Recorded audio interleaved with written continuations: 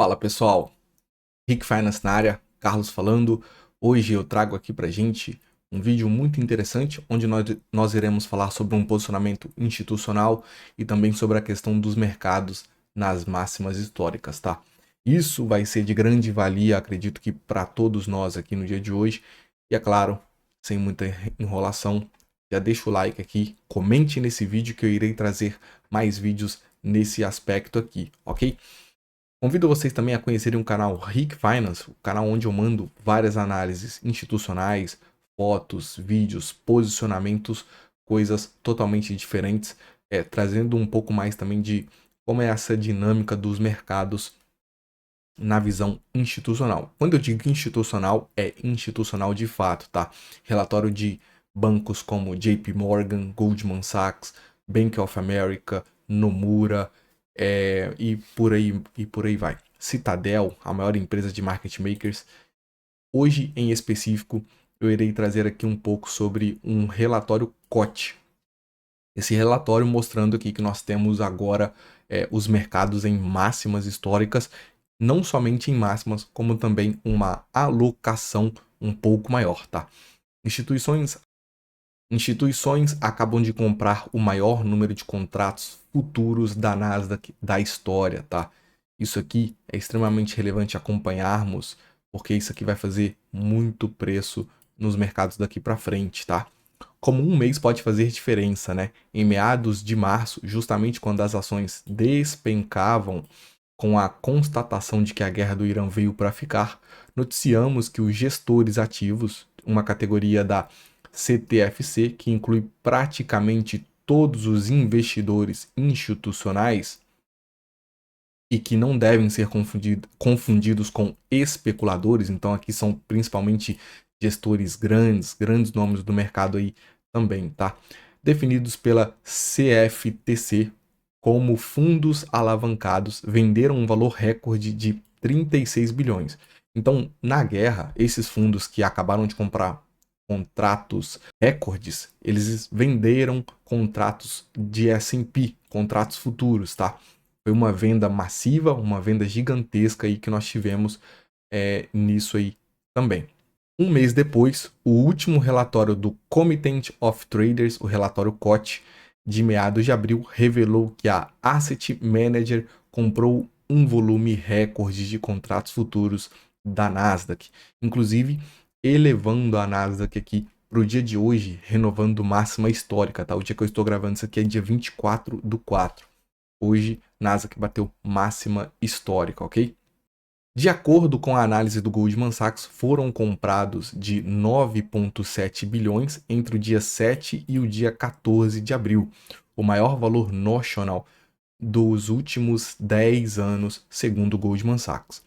O fluxo semanal representou novas posições compradas, mais de 5,9 bilhões.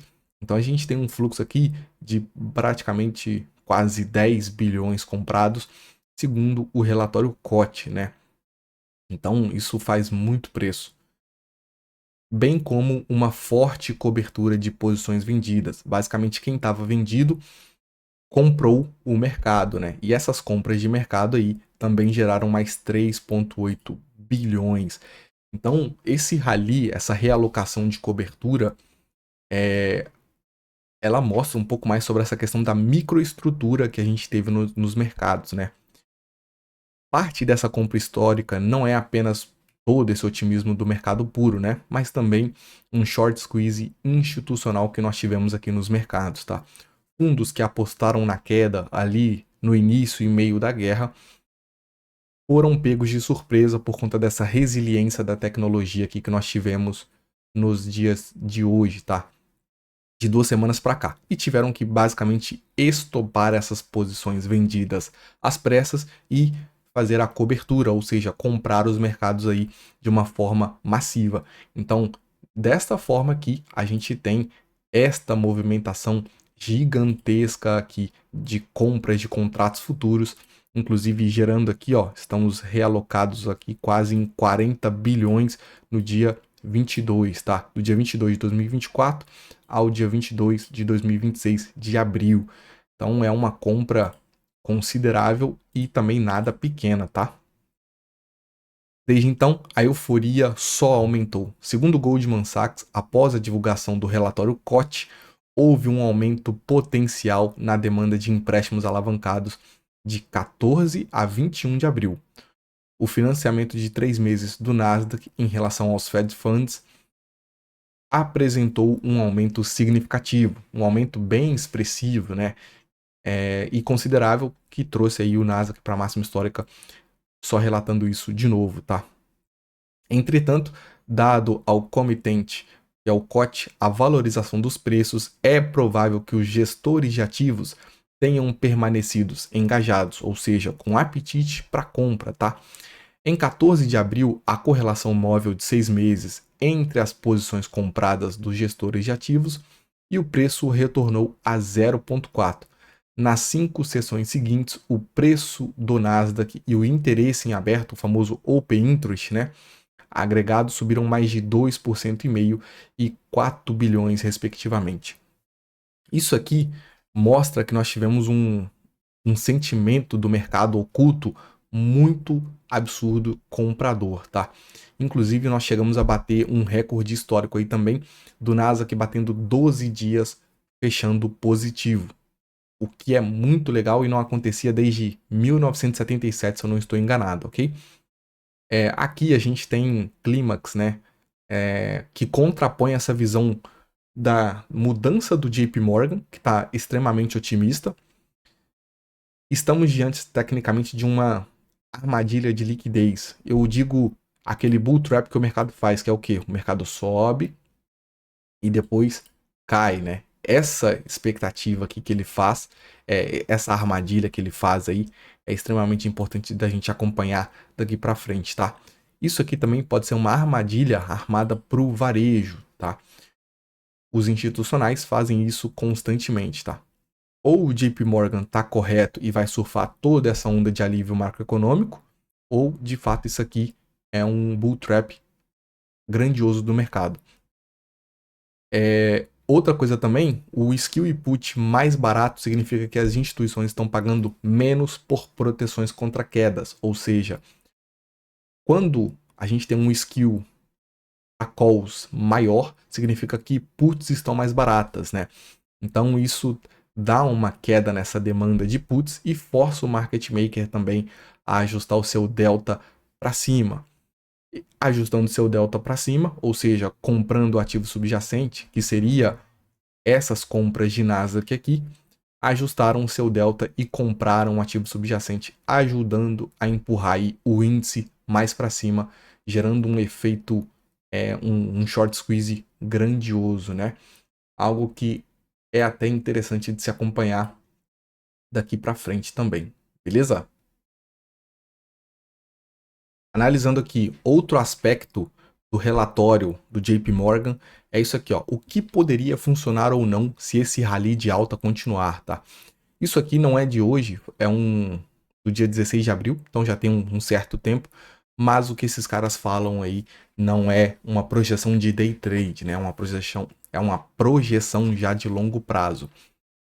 O ressurgimento de estratégias no início da temporada, ou seja, semicampistas, o software é o momento e também desde o dia que que eles soltaram esse relatório aqui, nós também tivemos um impulsionamento ali do setor de software também, tá? O mercado olha para software, momentum e cíclicos melhores que defensivos, né? Mas o posicionamento está ficando esticado e a exposição líquida dos hedge funds de momentum está em torno do 96º percentil desde 2018, tá? Isso aqui é de um trecho retirado exatamente do relatório do JPM, ok?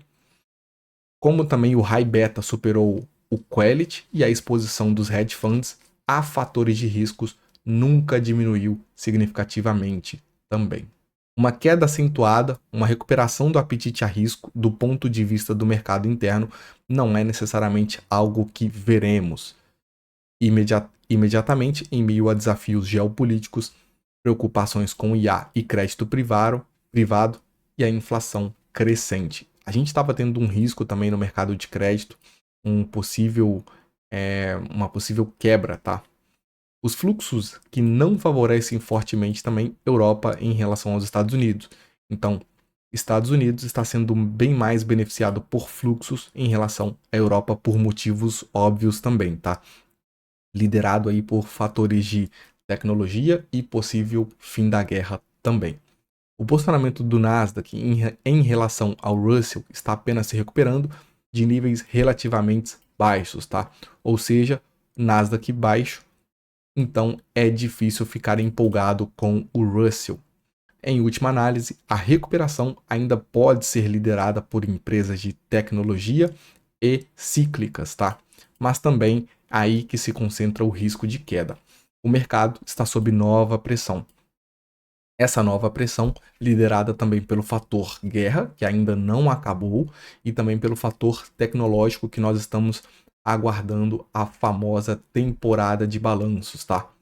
Outra coisa aqui, JP Morgan, o que vemos a partir daqui e por que a recuperação ainda não parece muito distante, tá? Existe potencial para alguma queda dos fundos se tiverem reajuste de suas posições de hedge, principalmente nos Estados Unidos, onde os fundos de hedge têm comprado mais de 1,2 esta semana. Ou seja, os caras estão com apetite a risco, tá? Dito isso, o nível geral de posicionamento e a magnitude da recuperação em várias métricas de fluxos ainda não são tão altos, tá? Os picos anteriores do rally de mercado de baixa de 2022 e 2023 normalmente tinham um TPM, é um termômetro do próprio banco, do que o JP Morgan usa, tá? De 4 semanas, estava bem alto em relação com o 0,6 de agora. Então o risco em 2022 e 2023 estava muito mais alto do que agora, ok? Os fluxos de ETFs de crédito e renda fixas não retornaram muito à média, ou seja, há mais potencial de valorização. O posicionamento de crédito também CTA frequentemente se recuperava dessa forma após atingir mínimas, tá? O posicionamento agregado dos Estados Unidos ainda é baixo. É baixo 33º percentil contra o 18º percentil no nível mais baixo, no nível do termômetro lá do JP Morgan dos Estados Unidos desde 2015 também. Outra coisa que nós tivemos aqui, a mudança do posicionamento do banco JP Morgan, que eu vou trazer para a gente aqui agora, tá? Agora aqui, falando dessa mudança do posicionamento do JP Morgan, ele elevou o preço-alvo do SP500 para 7.600, tá? Essa exata mudança de posicionamento dele traz consigo aí uma análise até muito otimista para o mercado, visto que agora o SPX, no caso, vamos falar aqui, ele está girando em torno ali da região dos 7.130, 7.100. É uma oscilação até considerável.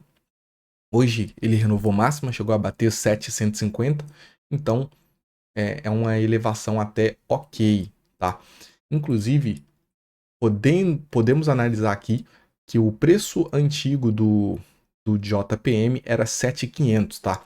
Na verdade, antes da guerra era 7.500, depois que começou a guerra ele mudou ali para 7.200 e agora ele mudou para 7.600 novamente. Uma leitura até um pouco maior do antigo alvo que ele tinha, que era 7.500. Mostrando, claro, aí, muito otimismo. E o maior ponto que o JPM traz aqui para esse otimismo todo é uma trégua no Oriente Médio, ou seja, o fim da guerra, e também o impulsionamento do mercado de inteligência artificial. Estamos em temporada de balanços, até o momento só tivemos 2 empresas que soltaram balanços, Tesla e Netflix. Teve outra também, porém eu acabei esquecendo aqui agora, tá? Ambas já mostrando aí um posicionamento otimista também para o mercado. O JP Morgan aumentou suas estimativas com o lucro EPS de 2026 para 315, ok? Temos aqui também o destaque para o impacto do lançamento subsequente do mercado do modelo de IA do Cloud Mythos, da Anthropic, que reacendeu o otimismo do trade de inteligência artificial que a gente tinha antes, né? Após um início de ano volátil, o setor de tecnologia, junto com o setor de energia, lidera as revisões positivas de lucro, embora o JP Morgan note que há espaço para possíveis upgrades aí nesse setor também, ok? Temos aqui ele continuando, apesar do rally recente, o banco alerta para um possível período de consolidação de curto prazo, dada a persistente incerteza geopolítica que poderia chegar perto dos 8.000 pontos até dezembro. Tá bem otimista aí, tá? Projetando um alvo final de 8.000 para o S&P 500 aí no final do ano. Por fim, o JPM, o JP Morgan, reafirma que os Estados Unidos continuarão como núcleo estratégicos em carteiras globais, graças à inovação disruptiva, crescimento superior e retorno de capital, mesmo com fluxos contínuos de diversificação e repatriação de ativos para fora do país. Então a gente teve aí uma pequena fala do que o JPM esperava, né? Aqui nós temos um detalhamento um pouco melhor sobre isso. Ele traz aqui para a gente também, ó. Deixa eu até trazer aqui para a gente, visualizando isso aqui, ó. Aqui nós temos que ele mudou, estamos revisando o preço alvo também, né? E aqui eles mudando o posicionamento deles claramente aí, muito otimista. Mudando do 7.200 no início da mensagem para 7.600, ok? Aqui ele explica por que eles estão otimistas no setor de Mag 7, também que o mercado já corrigiu 10% desde o início das guerras também e do breakout corporativo. Nós vamos ter uma janela de buybacks, uma janela de recompra durante esse sell-off aí. Essa janela de recompra, ela sustenta demais o mercado nesse período de blackout também, ok? Eles estão extremamente otimistas aqui, se nós observarmos nessa mensagem, aqui eles estão tactically bullish, né? Então eles estão extremamente otimistas para esse quesito, confiando num fim de guerra e confiando também no impulsionamento através do mercado de inteligência artificial também. Temos aqui o S&P 500 em regiões de máximas históricas, ok? Rondando. Aqui é um gráfico de 30 minutos, onde nós podemos ver aqui, ele está testando novas máximas históricas aqui, onde ele fez a primeira máxima histórica na sexta-feira passada, com um possível anúncio de fim de guerra ali. Região dos 140, hoje, dia 24/4, ele renovou máxima histórica buscando a região dos 160 aí. Muito otimismo aí com esse fim de guerra, muito otimismo também com alívio e também impulsionamento do mercado de IA. No Nasdaq, nós vamos para o mesmo cenário, tá? Ele renovou máxima histórica hoje, 27.400, um nível bem técnico aí que ele vem buscando. Colocando aqui no gráfico de 30 minutos também, nós temos um gráfico do Nasdaq subindo demais, ok? Se nós colocarmos aqui no diário, no gráfico diário, desde o possível fim da guerra até o presente momento, nós temos aqui um Nasdaq subindo 19%, arredondando aí 20%. O S&P, ele está subindo aqui incríveis. Desde o anúncio de fim de guerra, nós temos ele subindo aqui, ó, incríveis 6%, tá? Desde o fundo da guerra. Opa, desculpa, não, aqui. Do anúncio do fim da guerra até agora, a máxima aqui que ele bateu, temos o S&P subindo cerca de quase 14%. Então a gente tem os mercados em extrema euforia e temos mais espaço ainda para poderem subir, tá? Inclusive o Open Interest, o Call All do S&P já está chegando próximo aqui do alvo que era do JPM 7.200, beleza? Espero que tenham gostado desse conteúdo. Não esqueçam de deixar o like e de deixar um comentário aqui, que ajuda demais o canal a trazer essas análises institucionais e visões diferenciadas do mercado. Aqui, nessa direção aqui, eu tenho um QR Code, onde ele te manda para uma comunidade gratuita no Telegram, tá? Comunidade onde o pessoal ali é muito engajado, fala de multimercados, fala ali de mercado brasileiro, mercado americano, mercado asiático, mercado de Forex. Temos ali uma diversidade e, é claro, também análises institucionais, pré-markets, temos lives gratuitas também dentro desse canal ali, onde o link é enviado todos os dias, beleza? Então, entra aqui, clica, escaneia o QR Code ou procura por Flow Quant aí no seu Telegram, que você vai entrar na comunidade gratuita aqui. Caso queira também, canal Rick Finance, lá em cima, você pode procurar que você vai achar ele aí também, beleza? Valeu, pessoal. Fiquem com Deus. Fui.